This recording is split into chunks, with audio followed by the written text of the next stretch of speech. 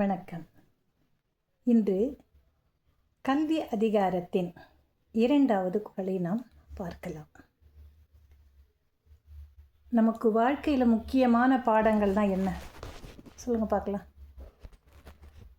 கணிதம், மற்ற பாடத்திட்டங்கள். மற்ற பாடத்திட்டங்கள்லாம் எழுத்து வடிவில் இல்லைன்னா செய்முறைகளில் இதிலெல்லாம் வரும். சயின்ஸ் எல்லாம் ப்ராக்டிக்கல்ஸ் வரும். அதை ஒட்டிய நமக்கு கருத்துக்கள் வரும். அதெல்லாம் படிக்கிறது. எண்ணுங்கிறது கணிதம் தொடர்பானது. இது ரெண்டும் இல்லாமல் வாழ்க்கை கிடையாது. எதில் ரெண்டுமே ஒன்றோடு ஒன்று இணைந்தது தான். எண்களாக இருந்தாலும் சரி, எழுத்துக்களாக இருந்தாலும் சரி, அவை ஒன்றோடு ஒன்று பிரிக்க இயலாதவை. எங்கே வந்தாலுமே இந்த கணிதமும் எழுத்துக்களும் ஒன்றோடு ஒன்று பிரியாமல் இருக்கக்கூடியவை. அதுதான் முக்கியம். ஒரு நாணயத்தில் தலைப்பக்கம் தனியாக, பூ பக்கம் தனியாக நம்மளால் எப்படி எடுக்க முடியாதோ அதே போலத்தான் இதுவும். அழகாக சொல்லுவாங்க பழைய காலத்தில் இல்லையா, எண்ணும் எழுத்தும் கண் என தகும். மிக எளிமையாக ஒரு பையன் படிச்சுட்டு இருந்தான். எண்ணமேத்தும் கண்ணனத்தகும், எண்ணமேத்தும் கண்ணனத்தகும். தம்பி இங்கே வா, என்ன படிச்சிட்ருக்க? இல்லைம்மா, எனக்கு எங்கள் மிஸ் சொல்லி கொடுத்தாங்க, நான் படித்தேன் அப்படின்னு. சரி, மிஸ் சொல்லி கொடுத்தாங்க. இதை யார் சொன்னா, எதுக்கு சொன்னாங்க தெரியுதா? தெரியலம்மா, அவங்க சொல்லி கொடுத்தாங்களா, மனப்பாடம் பண்ணிட்டோன்னு நான் மனப்பாடம் பண்ணிட்டு வரேங்க. இப்பொழுது இருக்கக்கூடிய பெரும்பாலான ஆசிரியர் பெருமக்கள் அதனுடைய பொருளை அந்த மக்களுக்கு உணர்த்துவது கிடையாது. அவங்களுக்கு அதில் இன்ட்ரெஸ்டே கிடையாது. நான் குறை சொல்கிறேன்னு சொல்ல வேண்டாம், ஏன்னா நானும் அந்த ஆசிரியர் தொழிலில் இருந்ததனால் சொல்லுகிறேன். அப்போ சொல்லி கொடுத்ததுக்கும் இப்போ சொல்லி கொடுத்ததுக்கும் ஏகப்பட்ட வேறுபாடுகள்.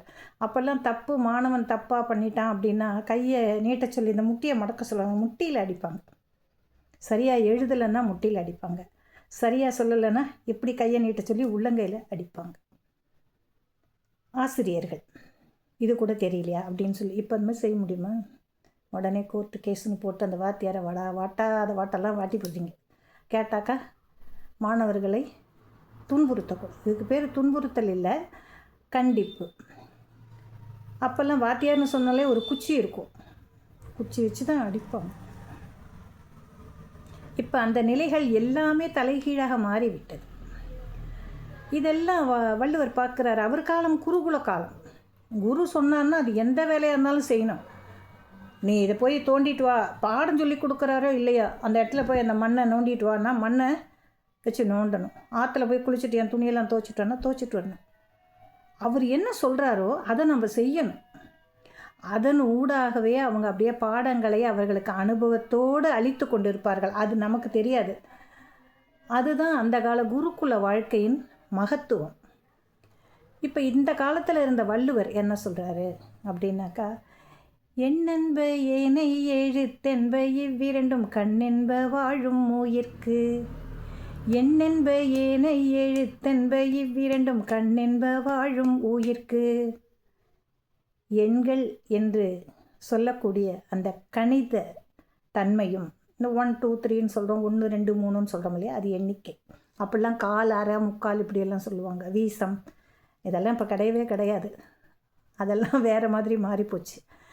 இப்போது எண்கள் என்று சொல்லக்கூடிய அந்த கணித பாடங்களும் எழுத்துக்களை கோர்வையாக கொண்ட அறிவியல், தமிழ், சரித்திரம், நிலவியலை பற்றி படிக்கக்கூடிய புவியியல் எல்லாமே எழுத்துக்களோடு சம்மந்தப்பட்டது. அப்போ இது ரெண்டும் ஒன்றோடு ஒன்று சேர்ந்தது. இதை பிரிக்க முடியாது. ஒரு சயின்ஸ் படிக்கணுன்னா அதில் இந்த அளவுக்கு மெஷர்மெண்ட் எடு, இதை எடு, இதை மாதிரி எடுத்து செஞ்சால் தான் அது கரெக்டாக இருக்கும். ஒன்றும் இல்லை, ஒரு உரம் போடுறோம், மண்ணில் உரம் போடுறோம், கண்ணை மூடிட்டு போட முடியுமானா முடியாது. இந்தந்த அளவு இந்தந்த செடிகளுக்கு போட வேண்டும். அப்போ அதெல்லாம் அதில் கணிதத்தில் தானே அடங்குது. அது ஒரு விவசாயம். விவசாயத்திலையும் கணிதம் இயங்கி இருக்கிறது. கோள்கள் இப்போ பார்க்குறோம், அதுலேயும் கணக்கீடுகளின் படி தான் அது நடக்கும்.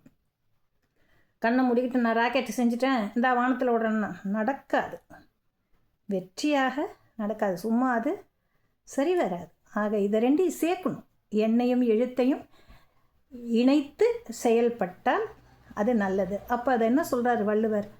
எண்ணும் எழுத்தும் கண்ணெனத்தகும்னு சொன்னாங்க இல்லையா ஔவையார். அதே போலத்தான் எண்ணென்ப ஏனை எழுத்தென்ப இவ்விரண்டும் கண்ணென்ப வாழும் உயிர்க்கு, வாழ்ந்து கொண்டு இருக்கக்கூடிய உயிர்களுக்கு இந்த இரண்டும் மிகவும் இன்றியமையாத அடிப்படை பொருட்களாக அமைகின்றன என்பதை இந்த குறள் மிக தெளிவாக நமக்கு எடுத்து காட்டுகிறது.